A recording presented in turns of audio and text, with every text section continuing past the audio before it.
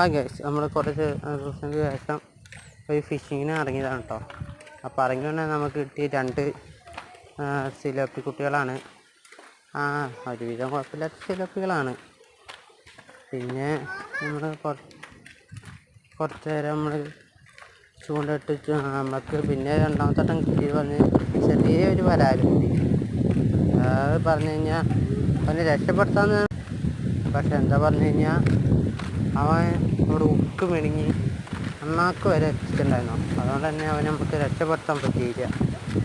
പിന്നെ നമുക്ക് കിട്ടിയതൊരു നല്ലൊരു കുഴപ്പമില്ലാത്തൊരു വരാലാണ്. അത് നമ്മുടെ റിയൽ വാലിൻ്റെ ക്യാൻറ്റീൻ പറഞ്ഞ ഫ്രോഗിലാണ് അടിച്ചത്.